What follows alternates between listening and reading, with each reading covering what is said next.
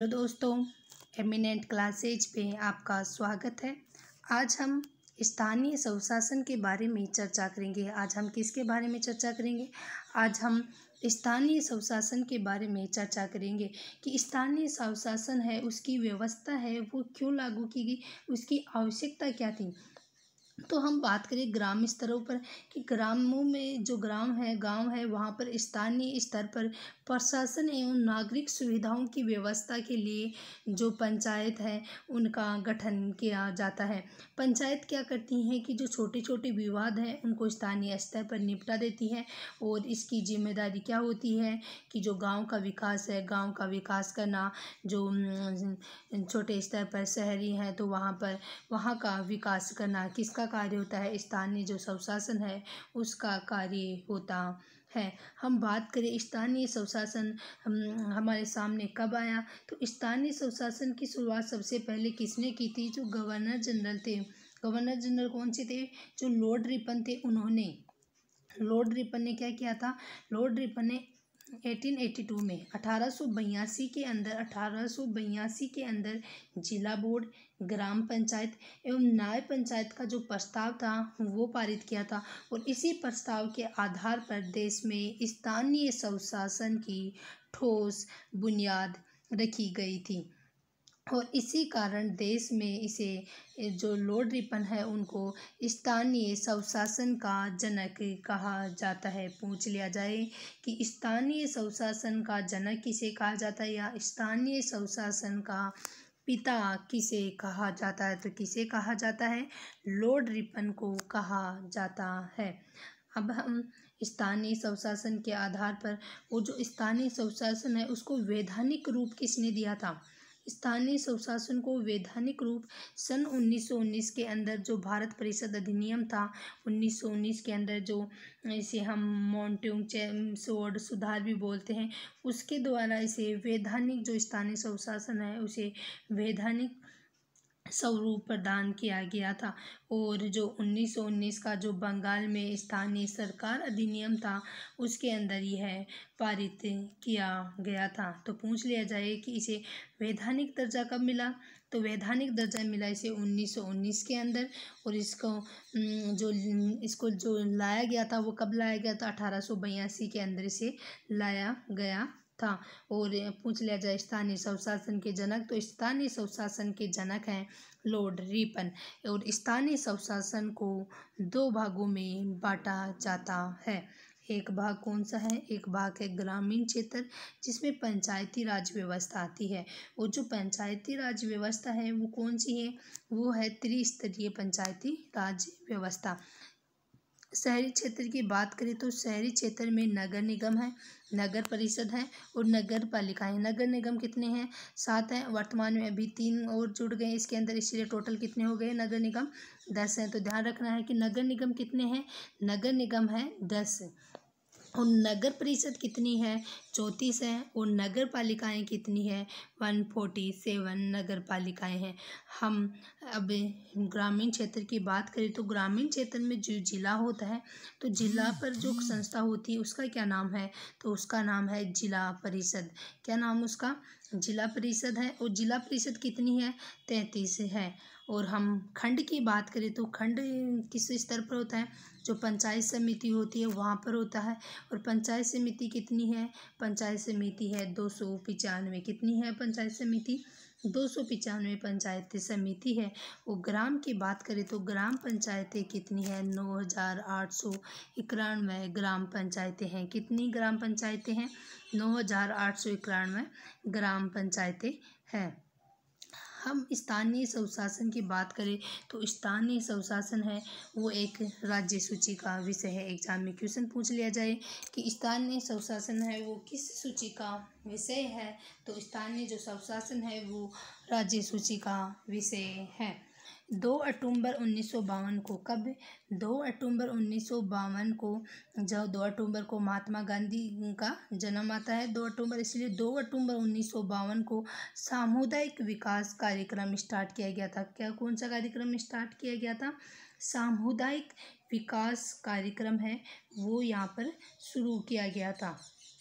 और हम 1953 की बात करें तो 1953 के अंदर राष्ट्रीय प्रसार सेवा योजना स्टार्ट की गई थी। कौन सी योजना स्टार्ट की गई थी? राष्ट्रीय प्रसार सेवा योजना है वो शुरू की गई थी।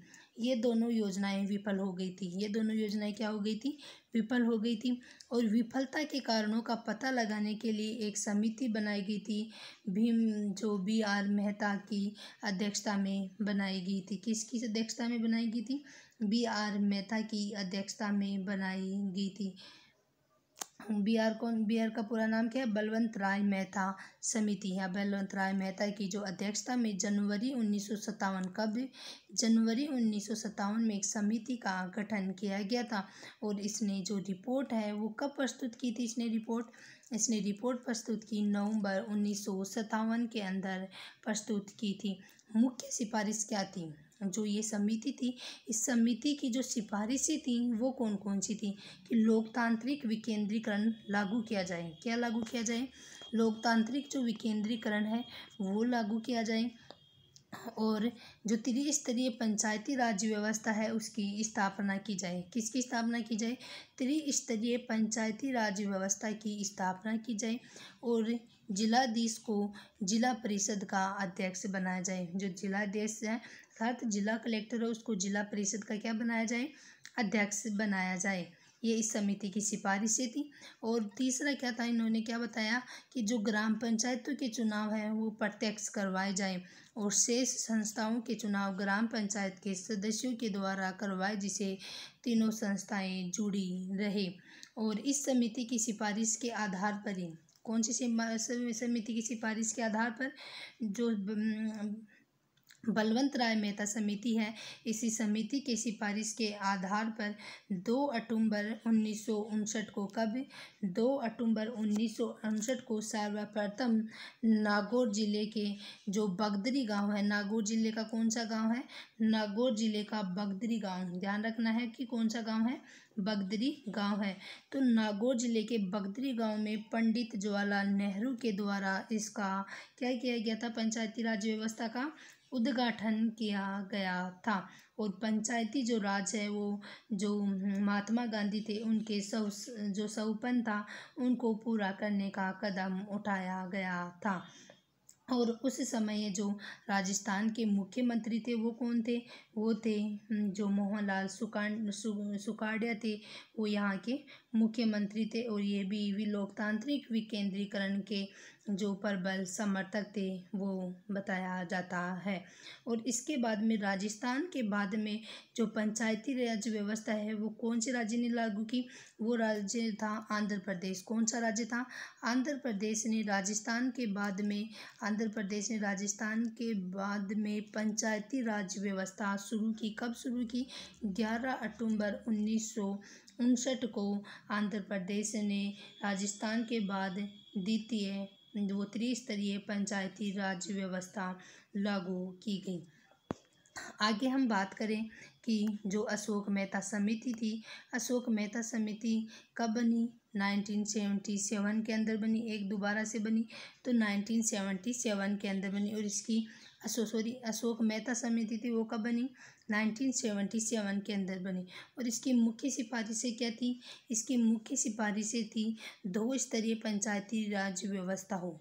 कि कैसी व्यवस्था हो? कि 2 स्तरीय पंचायती राज व्यवस्था हो, जिला परिषद हो और इसके अंदर क्या हो? मंडल पंचायत हो। क्या हो? जिला परिषद हो और मंडल पंचायत हो। ये किसने बोला था? अशोक जो मेहता समिति है उन्होंने कहा था। और इन्होंने लोकतांत्रिक विकेंद्रीकरण का केंद्र बिंदु बनाने का, जो मंडल पंचायत है उसको केंद्र बिंदु बनाने का सुझाव दिया था।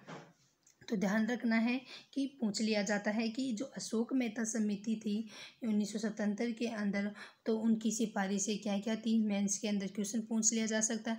या फिर ऐसे पूछ लिया जा सकता है कि 2 स्तरीय पंचायती राज व्यवस्था के लिए कौन सी समिति ने सिफारिश की थी? तो वो कौन सी समिति थी? अशोक मेहता समिति थी।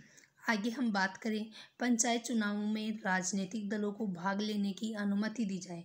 कि पंचायत जो चुनाव है वहाँ पर जो राजनीतिक दल है उनको भाग लेने की अनुमति प्रदान करें।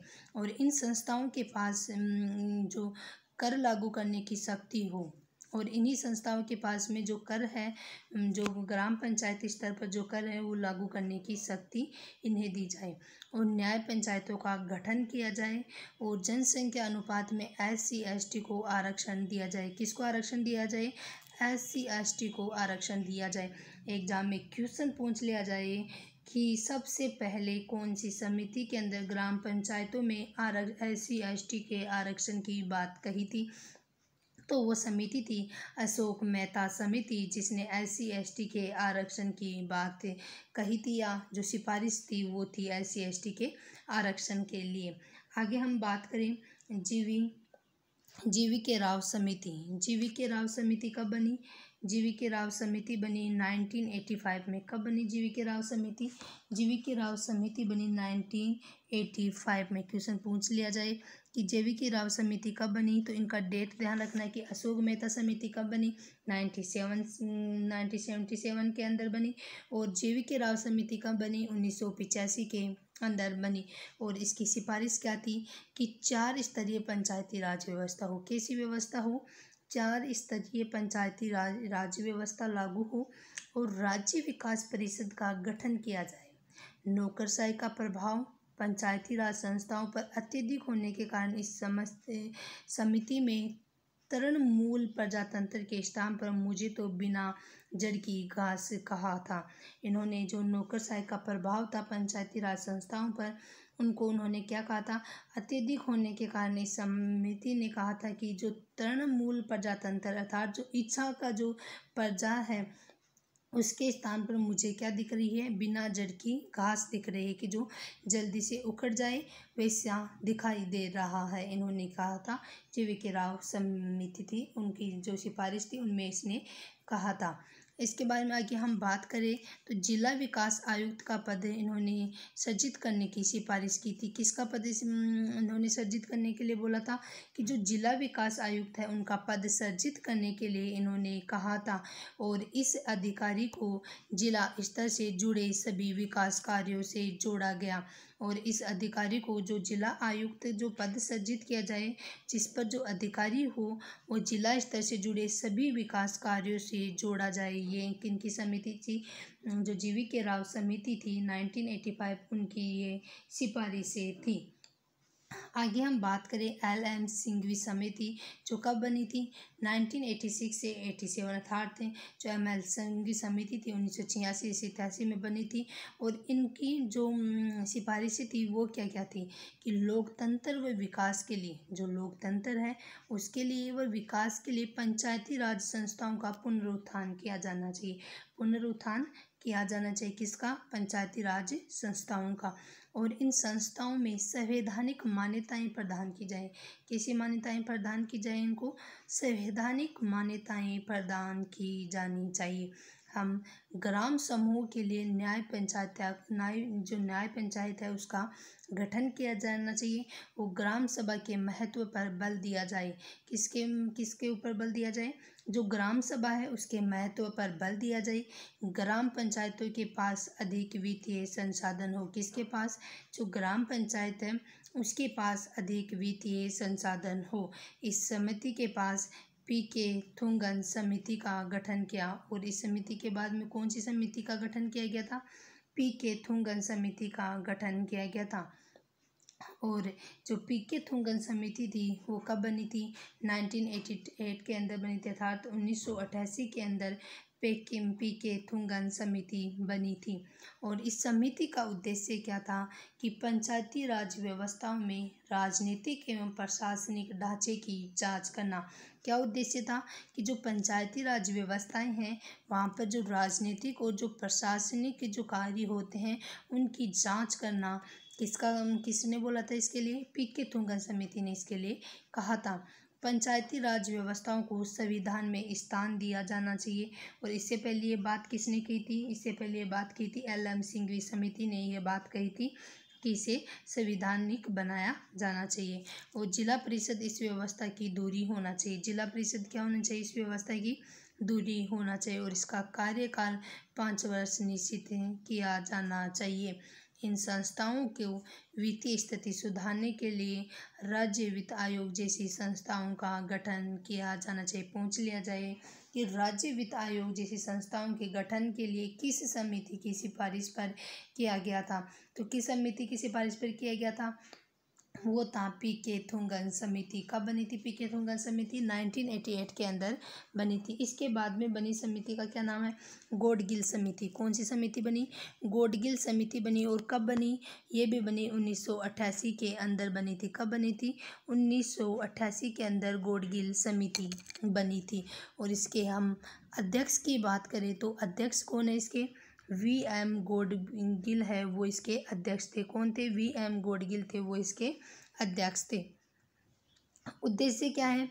पंचायती राज संस्थाओं को प्रभावकारी कैसे बनाया जाए, इन संस्थाओं को संवैधानिक दर्जा दिया जाए। इन्होंने भी ये बात कही कि संवैधानिक दर्जा इन्हें दिया जाए और त्रिस्तरीय पंचायती राज व्यवस्था हो और पंचायती राज के सभी स्तरों को प्रत्यक्ष निर्वाचन हो। कैसा निर्वाचन हो?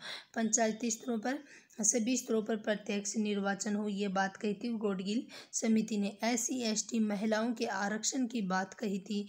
पूछ लिया जाए कि SC/ST महिलाओं के आरक्षण की बात किसने कही, तो वो कही थी गॉडगिल समिति ने। और ST/ST के आरक्षण के लिए किसने कहा था, तो वो थी अशोक मेहता समिति। उन्होंने इसके आरक्षण के लिए कहा था। आगे हम बात करें राज्य वित्त आयोग और राज्य निर्वाचन आयोग के गठन किया जाए, ये बात किसने की? गॉडगिल समिति। कि राज्य वित्त आयोग के लिए तो किसने कहा था?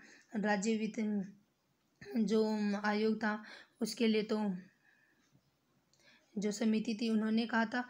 और जो राज्य निर्वाचन आयोग है उसके लिए कौन सी समिति ने कहा था? गॉडगिल समिति ने कहा था। कौन सी समिति ने कहा था? गॉडगिल समिति ने कहा था। आगे हम बात करें इन संस्थाओं को कर शुल्क लगाने की जो शक्ति है वो मिले। जो ये संस्थाएं हैं इनका जो संस्थाओं का गठन किया जाए तो इनको जो शुल्क लगाना है, जो कर लगाना है, उनकी शक्ति इन्हें प्राप्त हो। और स्वतंत्र भारत में पंचायती राज संस्थाओं का स्वर्ण काल राजीव गांधी के काल को कहा जाता है।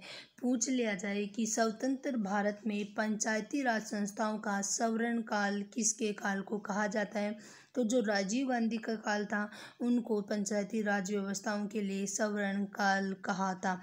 मुझे उम्मीद है आपको जो समितियां हैं उन समितियों के बारे में समझ में आया होगा और इनकी सिफारिशें क्या क्या है इनका आपको पता चला होगा।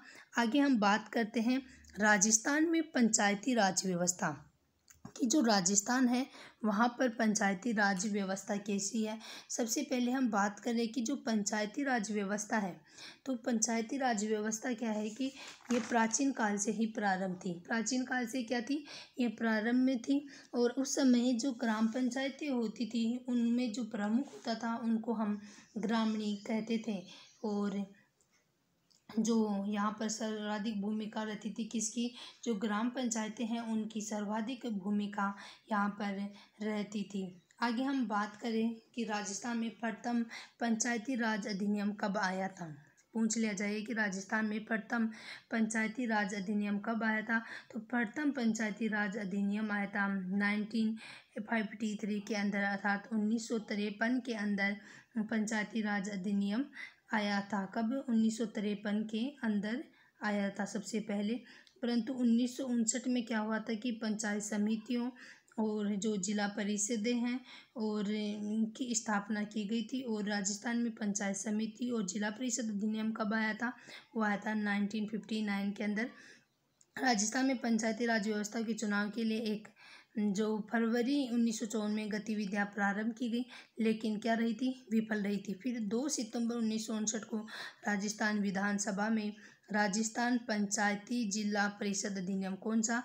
ध्यान रखना है कि राजस्थान पंचायत समिति व जिला परिषद अधिनियम कब? 1959 के अंदर राजस्थान पंचायत समिति और जिला परिषद अधिनियम 1959 में किया गया था। और इसी आधार पर पहली बार राजस्थान में पंचायती राज संस्थाओं को 1960 से 61 के में पहली बार चुनाव हुए थे। कब हुए थे? 1960 से 61 में पहली बार चुनाव हुए थे। कब हुए थे? 1960 से 61 में पहली बार यहाँ पर चुनाव हुए थे।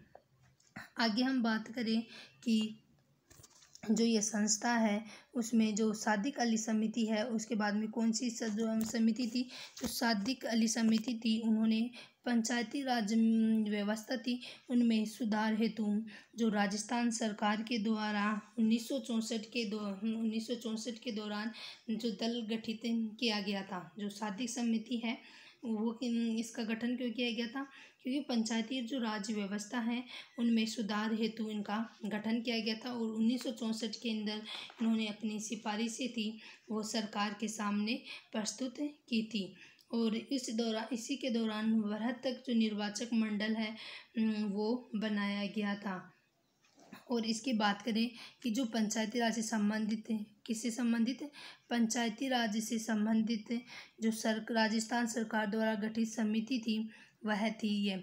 और इस समिति ने सिफारिश की थी प्रधान व जिला प्रमुख के चुनाव के लिए एक वृहत्तर निर्वाचक मंडल को गठित किया जाए।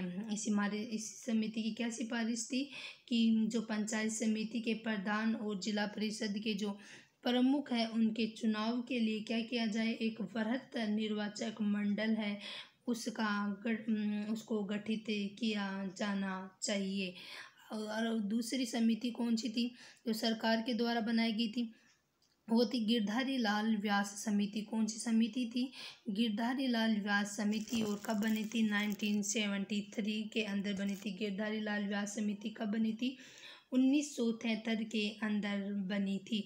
और इस समिति की सिफारिश क्या थी कि ग्राम सेवक तथा ग्राम सचिव नियुक्त करने पर बल दिया था। इन्होंने किस पर बल दिया था, ग्राम सेवक तथा जो सचिव है उनको नियुक्त करने पर बल दिया था। और इन्होंने जो पर्याप्त वित्तीय संसाधन है उस पर भी बल दिया था। किस पे बल दिया था कि जो वित्तीय संसाधन है वो भी इन्हें उपलब्ध होने चाहिए, जो पर्याप्त वित्तीय संसाधन उपलब्ध होने के पर भी इन्होंने बल दिया था इस समिति ने। आगे हम बात करें जो 73वां संविधान संशोधन जो विधेयक है उसके बारे में। 73वां संशोधन विधेयक कब पारित किया गया था, 1992 के अंदर पारित किया गया था। कब पारित किया गया था, 1992 के अंदर पारित किया गया था। 1992 के अंदर पारित किया गया था। लोकसभा ने 22 दिसंबर व 23 दिसंबर को राज्यसभा, लोकसभा ने 22 दिसंबर को और 23 दिसंबर को राज्यसभा थी उन्होंने पारित कर दिया था। और 20 अप्रैल 1992 को, कब, 20 अप्रैल 1992 को राष्ट्रपति ने इस पर हस्ताक्षर कर दिया था और यह जो अधिनियम के रूप में पारित हो गया था। जब कोई भी विधेयक होता है, जब लोकसभा और राज्यसभा के द्वारा पारित कर दिया जाता है और इसे बाद में राष्ट्रपति के द्वारा इस पर हस्ताक्षर कर दिए जाते हैं तो उसे हम विधेयक से वह अधिनियम के रूप में बदल जाता है। और 24 अप्रैल 1993 को भारत में लागू हुआ। कब लागू हुआ भारत में, 24 अप्रैल 1993 को जो 73वां संशोधन विधेयक अधिनियम है वो कब लागू हुआ, 24 अप्रैल 1993 में भारत में लागू हुआ था। और ये एग्जाम के अंदर इसके बारे में भी क्वेश्चन पूछा गया है कि जो भारत में जो 73वां संविधान संशोधन अधिनियम था वो कब लागू किया गया, 24 अप्रैल 1993 को लागू किया गया। और ये किस अनुसूची में था, 11वीं अनुसूची में था और अनुच्छेद 243 के भाग 9 में यह जोड़ा गया था। पूछ लिया जाए एग्जाम में क्वेश्चन कि जो हमारे संविधान में 11वीं अनुसूची थी उसमें क्या जोड़ा गया था, कब, मतलब 11वीं अनुसूची थी वो कब जोड़ी गई थी, तो 11वीं अनुसूची थी वो 1993 के अंदर, 1993 के अंदर जोड़ी गई थी। और उसमें क्या था, क्यों जोड़ी गई थी, क्योंकि उसके अंदर जो 73वां संविधान संशोधन था वह इसके अंदर जोड़ा गया था, इसी कारण इसमें जोड़ा गया था। आगे हम बात करें राजस्थान पंचायती राज अधिनियम कब आया, राजस्थान पंचायती राज अधिनियम कब आया, 1994 के अंदर। पंचायती राज अधिनियम कब आया, 1994 के अंदर पंचायती राज अधिनियम आया था। कब आया था, 1994, जो राजस्थान पंचायती राज अधिनियम 1994।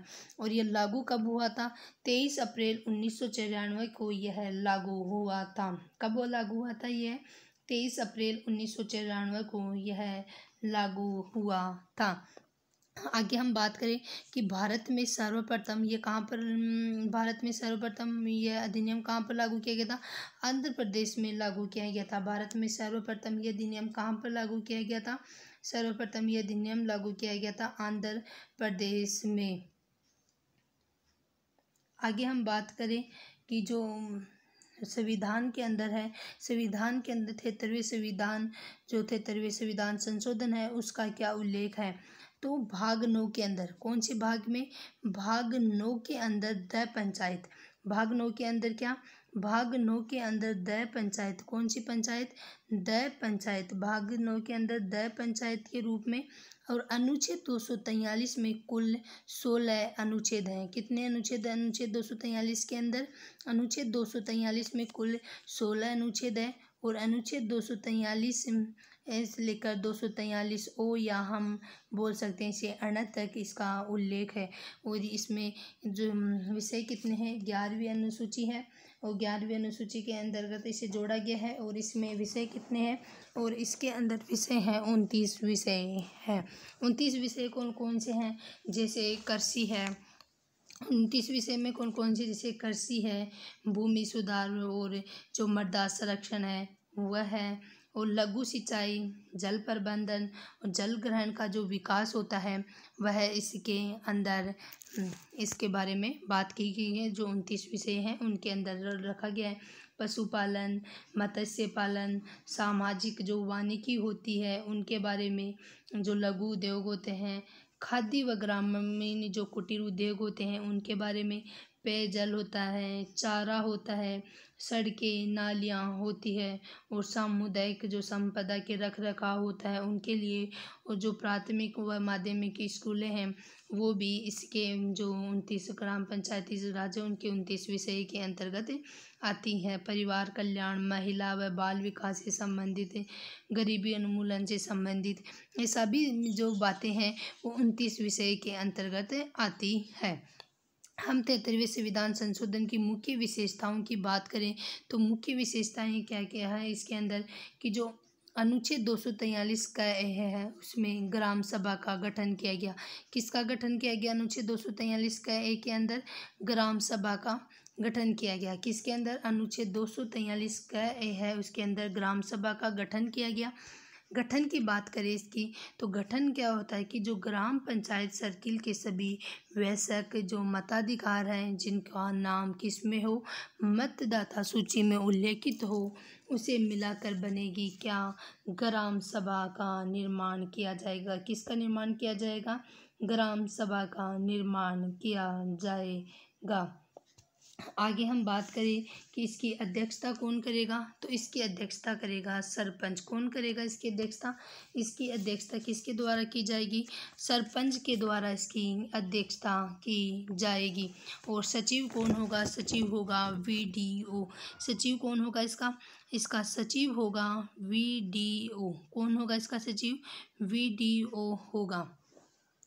आगे हम बात करें ग्राम सेवक सचिव होगा जो इसे हम ग्राम सेवक ही बोलते हैं। गण पूर्ति के लिए कितना आवश्यक है? गण पूर्ति के लिए इसमें 1/10 सदस्य आवश्यक है। और इसकी कुल बैठकें कितनी है? संवैधानिक प्रावधान कितनी है?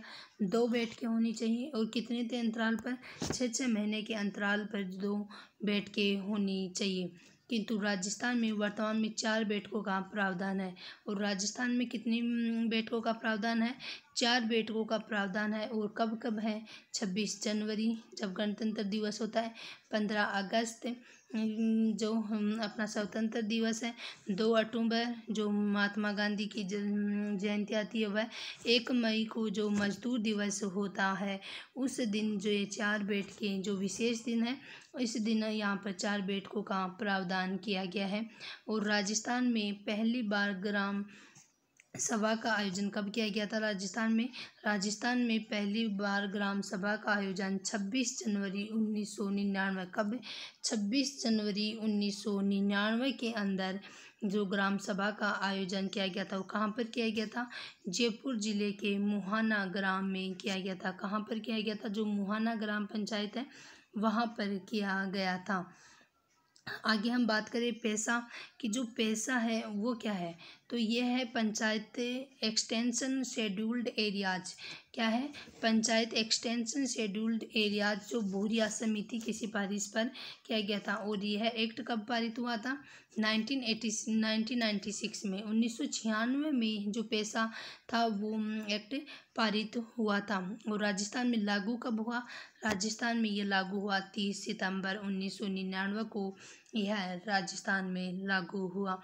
यह कानून यह निर्धारित करता है, इसके बारे में क्या लिखा गया है कि ये कानून ये निर्धारित करेगा कि एक्ट के माध्यम से जो भाग 9 है, भाग कौन सा है? 9 है, उसके प्रावधानों की अनुसूची 5 है वो लागू करता है। प्रावधानों को कौन सी? अनुसूची 5 में भी लागू करता है। कौन सा? जो ये कानून है, जो अनुसूची 5 के अंतर्गत कौन से आते हैं? जो मणिपुर, जो मिजोरम, त्रिपुरा है वो। इस एक्ट में ये निर्धारित किया गया कि प्रत्येक गांव में एक ग्राम सभा होगी, जो लोगों की परंपराओं, रीति रिवाजों, उनकी सांस्कृतिक पहचान, सामुदायिक संसाधनों को सुरक्षित रखेगी और जो भी विवाद है उनका निपटारा परंपरागत तकनीक का प्रयोग करके किसके द्वारा किया जाएगा? ग्राम पंचायत के द्वारा किया जाएगा। और वर्ष 2016 के अंदर कुल 10 राज्यों में लागू किया गई थी। जो ये तकनीक है कितने में लागू की गई थी? वर्ष 2016 के अंदर कुल 10 राज्यों के अंदर यह तकनीक लागू की गई थी। कितने राज्यों में लागू की गई थी? 10 राज्यों में लागू की गई थी। कौन कौन से हैं वो? आंध्र प्रदेश, तेलंगाना, मध्य प्रदेश, छत्तीसगढ़, झारखंड, उड़ीसा, महाराष्ट्र, गुजरात और राजस्थान व हिमाचल प्रदेश में यह व्यवस्था लागू की गई थी। हम आरक्षण की बात करें तो आरक्षण में क्या है कि जो सभी अनुसूचित जाति, क्या है कि जो अनुसूचित जाति है, अनुसूचित जाति जनजाति है, उनकी जनसंख्या को अनुपात में सीटें सुरक्षित की गई है। क्या की गई है? उनकी सीटें सुरक्षित की गई है। सभी पदों पर सभी वर्गों में 1/3 स्थान महिलाओं के लिए आरक्षित किया गया है। जो भी पद हैं उतने में से 1/3 भाग किसके लिए? महिलाओं के लिए आरक्षित किया गया है। और इसके बाद में जो ऐसे स्थान में भिन्न भिन्न निर्वाचन क्षेत्रों में आवंटित किए जाते हैं, वहाँ पर केंद्र सरकार ने अब पंचायती राज संस्थाओं में महिलाओं के लिए 50% आरक्षण का प्रावधान किया गया है। कब? 27 अगस्त है 2009 को यहाँ पर मंजूरी इसको मिल गई थी। कब मिली थी इसे मंजूरी? 27 अगस्त 2009 को इसे मंजूरी दी गई थी। और हम बात करें इनके अनुसार, जो 1999 में ओबीसी को 21% दिया गया था और महिलाओं को जो अधिनियम था वो 27 अगस्त 2009 को आरक्षण के लिए प्रावधान किया गया था। और जो है आरक्षण कब दे दिया गया था? 2011 को इसको 50% दे दिया गया था। और ये बात किस अनुच्छेद के अंदर कही गई है? यह बात कही गई है अनुच्छेद 243 ग, या हम इसे बोलते हैं डी। एग्जाम में पूछ लिया जाता है आरक्षण पंचायती राज में आरक्षण संबंधित जो अनुच्छेद है वह कौन सा है? तो अनुच्छेद 243 ग डी है।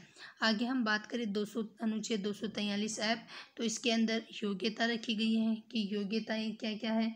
और जो सदस्य हैं वो कौन से? उनसे स्थानीय निवासी हो। आयु है वो कितनी होनी चाहिए? 21 वर्ष होनी चाहिए। और मतदाता सूची में इनका नाम होना चाहिए। किसमें? मतदाता सूची में इनका नाम होना चाहिए। और सरकारी नौकरी में ना हो, कोई भी जो सरकारी जो लाभ का पद है वो है ग्रहण ना कर रहा हो। शारीरिक व मानसिक रूप से स्वस्थ हो। कैसे रूप से? शारीरिक और मानसिक रूप से, जो फिजिकली और मेंटली रूप से वो कैसा हो? हेल्दी हो। और मृत्यु भोज कानून के अंतर्गत दंडित न हो। जो मृत्यु भोज का कानून होता है उसके अंदर यह दंडित ना हो। और 1995 के बाद 2 से अधिक बच्चे भी इसके ना हो, लाभ के पद पर ना हो और संविधान जो कर्मचारी ना हो इन संस्थाओं के लिए। और जो 2013 के चुनाव हुए थे उनके अंदर जो इनके लिए विशेष योग्यताओं का प्रावधान किया गया था, जो था पंचायतों में 8वीं पास होना, जिसे वर्तमान में वापस से जो अशोक गहलोत की सरकार है उसके द्वारा वापस इसे कांग्रेस सरकार के द्वारा वापस हटा दिया गया है। और अभी के ही जो प्रावधान है वही सदस्य के लिए प्रावधान है। आगे हम बात करें पंचायती राज अधिनियम 1994 की, तो पंचायती राज अधिनियम 1994 है। तो पंचायती राज अधिनियम 1994 की धारा 19 के अंतर्गत आता है। कौन सा? धारा 19 के अंतर्गत आता है सरपंच के लिए शैक्षणिक योग्यताएं। और वो शैक्षणिक योग्यताएं कितनी थी? जनजाति क्षेत्रों के लिए 5वीं पास थी, अन्य क्षेत्रों के लिए कितनी थी? 8वीं पास थी। पंचायत समिति व जिला परिषद के लिए कितना था? 10वीं पास था। और अनुच्छेद 243 के अंदर छूट प्राप्त क्षेत्र जहाँ पर यह लागू भी नहीं हुआ था, जैसे जम्मू कश्मीर, नागालैंड, मिजोरम, मेघालय। कहाँ पर? जम्मू कश्मीर, नागालैंड, मिजोरम और मेघालय 10 राज्य पेशा एक्ट के रूप में हैं, तो उनमें ये लागू हुआ था। और वर्तमान में जो कांग्रेस सरकार है उनके द्वारा यह प्रावधान हटा दिया गया है कि जो शिक्षा का प्रावधान है उसे हटा दिया गया है। हम बात करें अनुच्छेद 243 के अंतर्गत, तो अनुच्छेद 243 है, उसके अंतर्गत क्या है कि पंचायतों का कार्यकाल है गठन से 5 वर्ष के लिए है। यदि पद रिक्त हो जाए तो 6 माह के अंदर चुनाव करवाना आवश्यक है। क्वेश्चन पूछ लिया जाए कि पंचायतों का कार्यकाल किस अनुच्छेद के अंतर्गत है, तो पंचायतों का कार्यकाल है वह अनुच्छेद 243 के अंतर्गत है। और कितना है होना चाहिए? 5 वर्ष होना चाहिए। और यदि पद रिक्त हो जाए तो 6 माह के मध्य में इसके चुनाव करवाना आवश्यक होता है। 6वीं अनुसूची में उल्लेखित राज्य जहाँ पर यह लागू नहीं हुआ है वो कौन कौन से हैं? वो हैं असम, मेघालय, त्रिपुरा, मिजोरम। ऐसे कितने ज़िले हैं? 10 ज़िले हैं जहाँ पर जो ये है जो लागू नहीं हुआ है पंचायती राज जो अधिनियम है वह। हम गठन का आधार की बात करें ग्राम पंचायत, पंचायत समिति और जिला परिषद की, तो इनके जनसंख्या के आधार पर देखें तो ग्राम पंचायत कहाँ पर होगी? तो 3000 की जो जनसंख्या होगी वहाँ पर 9 वार्ड होंगे। कितने वार्ड होंगे? कि जनसंख्या कितनी होगी? 3000 होगी। 3000 पे कितने वार्ड होंगे? 9 वार्ड होंगे। 3 पे 9, 3000 पे कितने वार्ड? 9 वार्ड। और 1000 बढ़ गए तो 1000 पर कितने वार्ड हो जाएंगे? 2 वार्ड हो जाएंगे। इसी प्रकार पंचायत समिति में कितने लोगों पर? जो 1 लाख जनसंख्या है, 1 लाख जनसंख्या है उस पर 15 वार्ड होंगे। कितने पर होंगे? 1 लाख पे 15। 1 लाख पंचायत समिति में कितने होंगे? 1 लाख पर 15 वार्ड होंगे। और प्रति 15,000 अतिरिक्त जनसंख्या हो जाए तो वहाँ पर 2 वार्ड होंगे। तो क्या है कि 3000 पे 9 है, 1000 पे 2 बढ़ गए। 1 लाख पे 15 है और 15,000 पे कितने बढ़े? 2 बढ़ गए। और जिला परिषद की बात की जाए तो 4 लाख की जो जनसंख्या है, 4 लाख जो जनसंख्या है उस पर कितने वार्ड होंगे? 17 वार्ड होंगे। और 1 लाख अतिरिक्त जनसंख्या पर कितने पर? 1 लाख अतिरिक्त जनसंख्या पर 2 वार्ड की वृद्धि होगी, 2 वार्ड और बढ़ जाएंगे। और इसमें न्यूनतम सदस्य कितने होंगे? तो इसमें न्यूनतम सदस्य तो 9 होंगे, एक अध्यक्ष होगा। पंचायत समिति में 15 सदस्य होंगे। और जिला परिषद में कितने सदस्य होंगे? 17 सदस्य जिला परिषद के अंदर होंगे। इसकी संरचना की बात की जाए कि जो सरपंच होता है उसका प्रत्यक्ष चुनाव के द्वारा चुनाव किया जाता है। वार्ड पंच होता है उससे भी प्रत्यक्ष चुनाव के द्वारा चुना जाता है। उप सरपंच होता है उसे वार्ड पंचों में से चुना जाता है। और इसे अप्रत्यक्ष रूप से चुनते हैं। अप्रत्यक्ष रूप से किसे चुना जाता है? जो उप सरपंच होता है उसे अप्रत्यक्ष रूप से चुना जाता है। पंचायत समिति में जो प्रधान होता है उसको प्रधान बोलते हैं, जो प्रमुख होता है। और उसके बाद में उप प्रधान होता है। और सदस्यों में इसे अप्रत्यक्ष सदस्यों में से कैसे चुना जाता है? इसे उप प्रधान को अप्रत्यक्ष चुनाव होता है। और सदस्य के किसके द्वारा चुनाव होते हैं? प्रत्यक्ष चुनाव द्वारा इन्हें चुना जाता है। और इसके अंदर जो अधिकारी होते हैं ग्राम पंचायत के अंदर अधिकारी होता है वो वीडीओ होता है। पंचायत समिति के अंदर जो अधिकारी होता है उसे हम बोलते हैं बीडीओ। और जो जिला परिषद है उसके अंदर कौन सा होता है? सीईओ होता है। कौन सा? अधिकारी। और इसके अंदर प्रमुख होता है, उप प्रमुख होता है। और इनका भी किसके द्वारा चुनाव होता है? प्रत्यक्ष चुनाव होता है। और इसके सदस्यों का प्रत्यक्ष चुनाव किया जाता है। हम बैठकों की बात करें तो इनकी बैठक है वो कब की जाती है? 5 तारीख, 20 तारीख और 15 दिन में एक बैठक अनिवार्य होती है।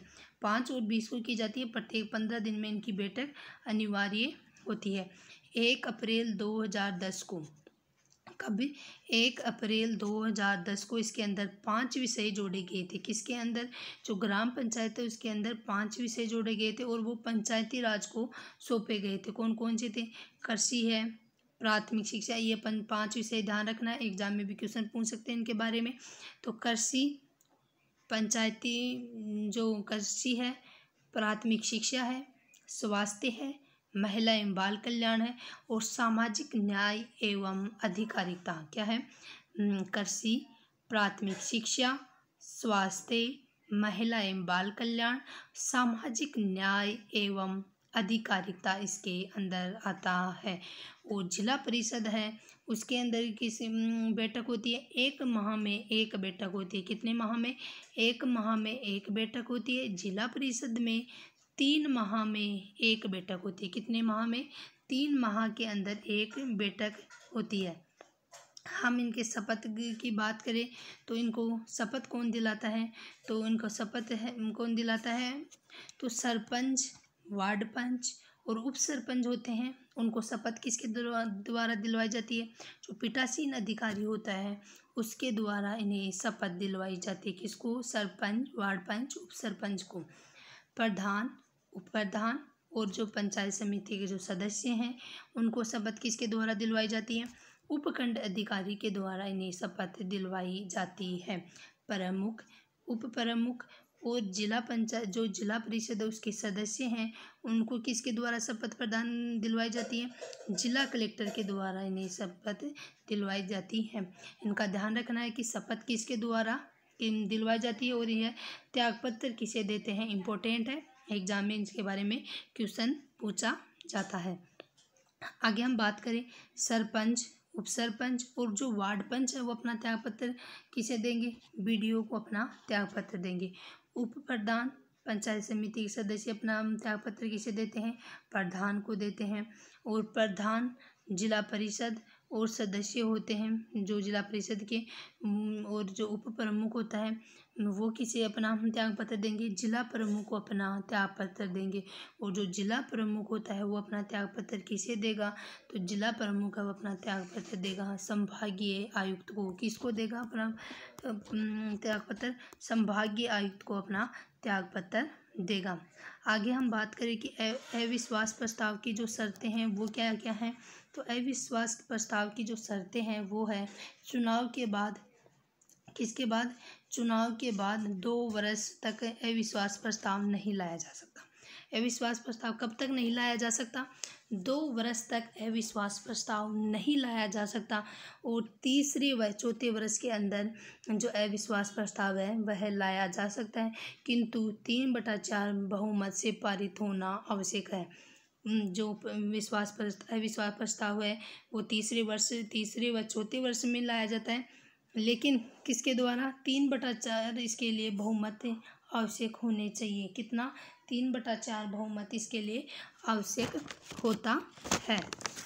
आगे हम बात करें कि अंतिम 5 वर्ष, तो अंतिम जो 5वां वर्ष है उसमें भी अविश्वास प्रस्ताव है वो नहीं लाया जा सकता। और यह एक बार पारित नहीं होता है तो इसे दोबारा भी नहीं लाया जा सकता है, कि एक बार पारित नहीं हुआ तो इसे फिर दोबारा नहीं लाया जा सकता। और अविश्वास प्रस्ताव को रखने से पूर्व संबंधित अधिकारी की समझ 1/3 बहुमत से प्रस्ताव रखना आवश्यक होता है, कि अविश्वास प्रस्ताव को रखने से पूर्व संबंधित जो अधिकारी होता है उसके समझ 1/3 बहुमत से प्रस्ताव रखना आवश्यक होता है। और राजस्थान में पंचायती राज के चुनाव कुल 10 बार हुए हैं। राजस्थान में पंचायती राज के चुनाव कितनी बार हुए हैं? कुल 10 बार हुए हैं। और इनका वेतन होता है सरपंच का 4,000 प्रति माह है, प्रधान का होता है 7,000 प्रति माह है, जिला प्रमुख का होता है 10,000 प्रति माह है। हम क्वेश्चन की बात करें, अभी हमने क्या क्या पढ़ा? हम बात करें कि सबसे पहले कि बलवंत राय मेहता समिति की स्थापना कब की गई? हमने पढ़ा था कि बलवंत राय मेहता समिति की स्थापना कब की गई? तो जनवरी 1957 के अंतर्गत बलवंत राय मेहता समिति की स्थापना की गई और यह एग्जाम में क्वेश्चन पूछा गया था। और राज्य निर्वाचन आयोग जिस पर पंचायती राज संस्थाओं हेतु चुनाव का दायित्व होता है की नियुक्ति किसके द्वारा की जाती है। हमने बात की थी राज्य निर्वाचन आयोग की, तो राज्य निर्वाचन आयोग है उसकी नियुक्ति किसके द्वारा की जाती है, तो उसकी नियुक्ति की जाती है राज्यपाल के द्वारा इसकी नियुक्ति की जाती है। और किसकी सलाह पर की जाती है, जो मंत्रिपरिषद है उसकी सिफारिश के आधार पर या उसके सिफारिश के आधार पर इसकी नियुक्ति की जाती है। हम बात करें कि जो राज्य वित्त आयोग है वो अपनी रिपोर्ट किसे देता है, तो राज्य वित्त आयोग अपनी रिपोर्ट किसे देगा, राज्यपाल को अपनी राज्य वित्त आयोग है वो अपनी रिपोर्ट प्रदान करेगा। बलवंत राय मेहता समिति है, उन्होंने पंचायती राज संस्थाओं को कितने स्तरों पर गठित करने का सुझाव दिया था, हमने बात की है इसके बारे में। तो त्रिस्तरीय जो पंचायती राज व्यवस्था है उसके बारे में बलवंत राय मेहता समिति ने बात की है। और अभी जो मैंने जो क्वेश्चन बताए वो सभी एग्ज़ाम में पूछे गए क्वेश्चन थे। मुझे उम्मीद है आप लोगों को ये समझ में आया होगा। इसे प्लीज़ लाइक एंड सब्सक्राइब करें। धन्यवाद।